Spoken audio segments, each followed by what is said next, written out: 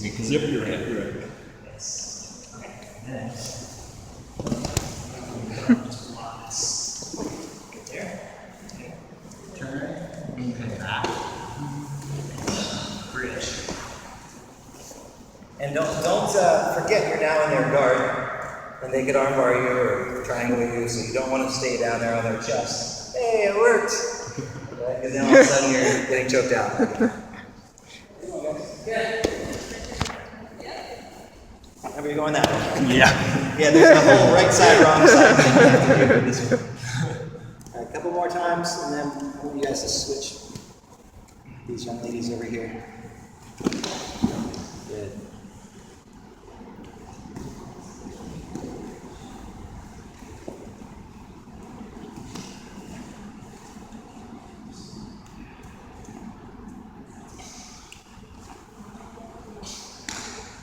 Don't worry about that foot.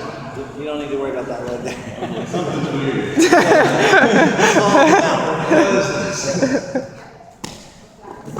Yeah, don't forget your head. Move it out of the way a little bit. It helps. Remember, you do need to go up to get the weight off of these other table legs. But you also don't want to go straight. You want to go a little bit of an angle. Part of the way you do that is by moving your head out of the way.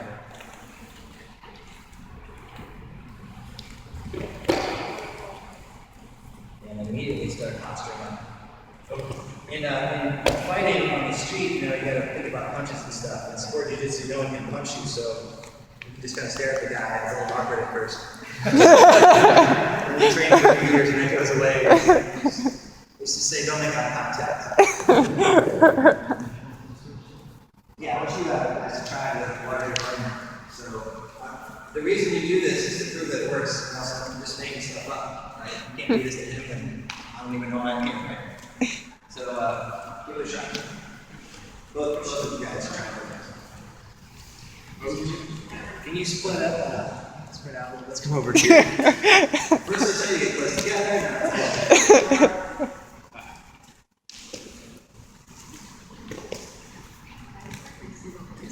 A little bit of both. You can start here. Remember that arm comes to your chest. Hug it. Bam. I like that.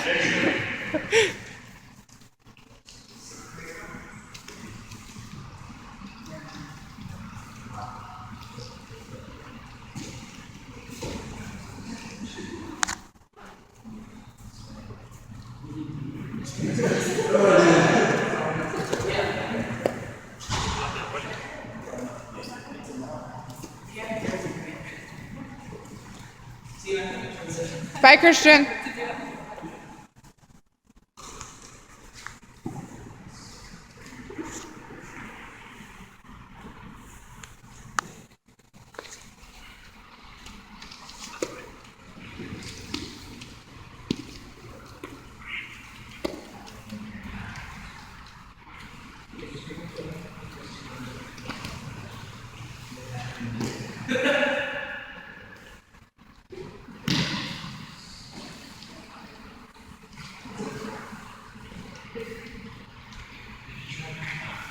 Did it work?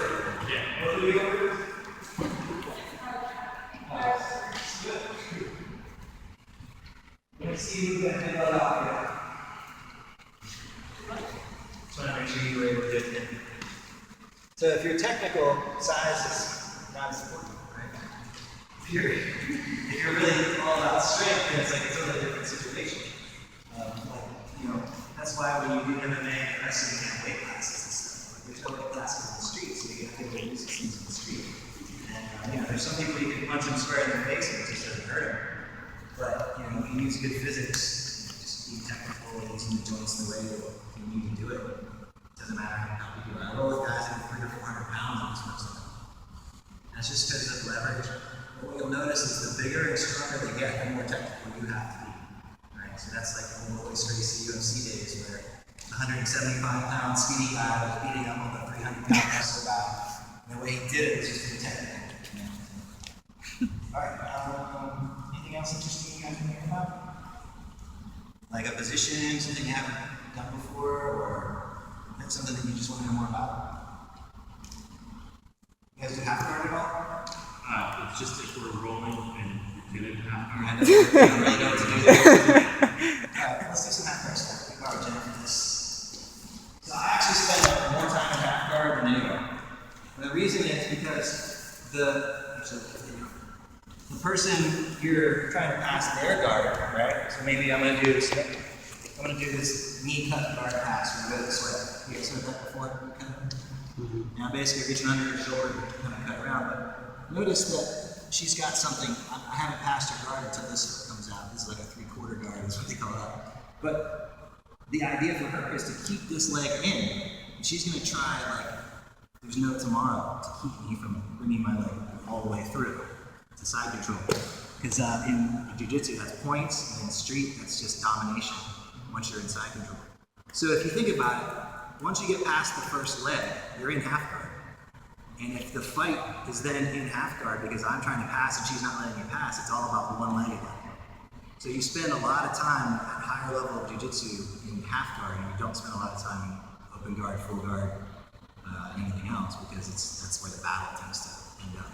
So if you think about it, you're going to end up sometimes here, some sort of half guard, and she's got one leg and she doesn't have the other. Okay. So what I want to give you guys a couple of pointers on is if you're in the top and you want to stay here, really easy, harsh move to do to somebody is to control their spine using their head, because the spine flat on your back on the floor is bad for her and good for me. So one of the things you want to do is hook under the head, and you're going to use your shoulder to turn her chin. Okay, when her face is here, she can't go anywhere anymore. Right?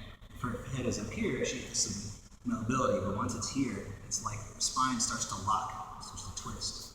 So what we always look for is this kind of cross space, and then she's kind of stuck. And then the other thing is, how am I going to get this leg out, right? So if you just want to hang out here, it's not bad.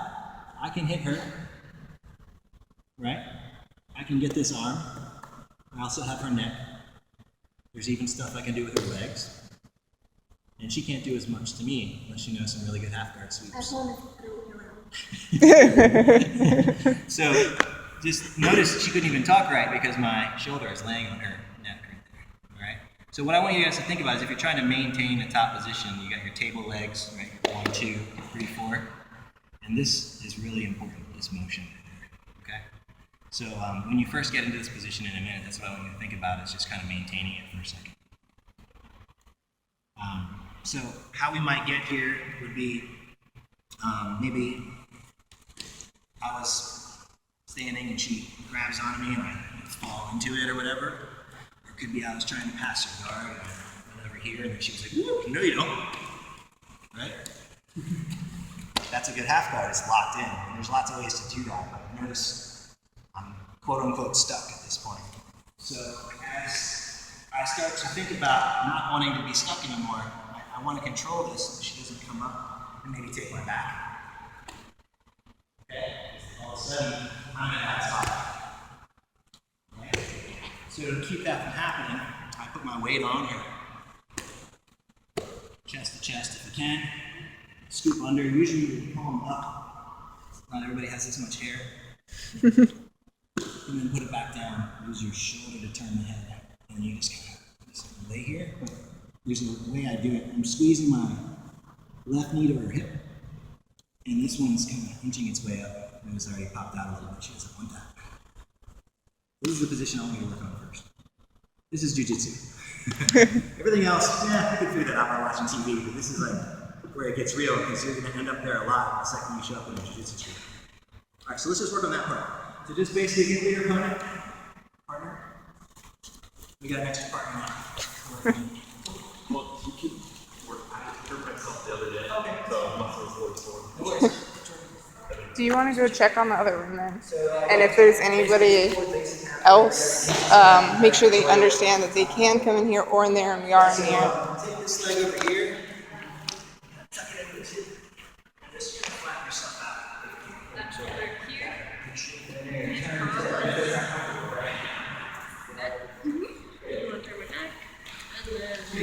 So interesting. Kind of get used to being there.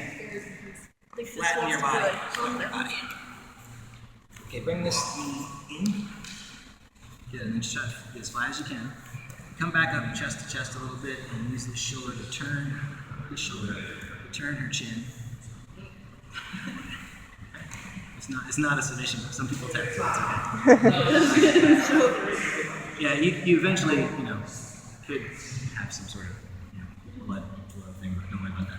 So the basic idea is just kind of getting it so where she's stuck and she's not able to move because you're just holding her too well. So it's like flexing your bicep on her. And you want to flatten your body as like, close to the ground as you can get. Like when a hamster crawls under a crack in the door and they're completely flattened out, that's where you want to be. Yeah, and again, you're not, you want to be on your forearm and just use the shoulder to do the work. Yeah.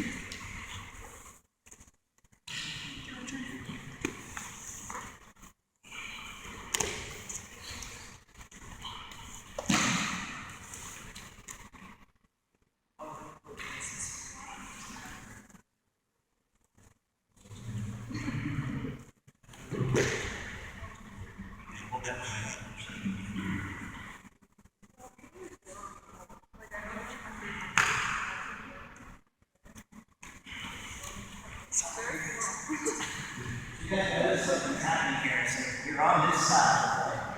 Your body's okay here. All of a sudden, what happens to your shoulder blades? Flat on the mat, right? Flat on the back is usually not where it's supposed to be. So you're trying to gain some sort of defense, and then all of a sudden you run that. Now you're screwed because your body's this way and your head's this way. Makes sense? So, as you're working on this with partners, think about it as she's trying to stay comfortable. Comfortable is here on your side, pushing away, whatever I'm trying to do, right? Where I want to be making her uncomfortable. And notice I take my left hip, turn it, twist it, almost like I'm throwing a back punch. Right? Now I'm applying all my weight to that.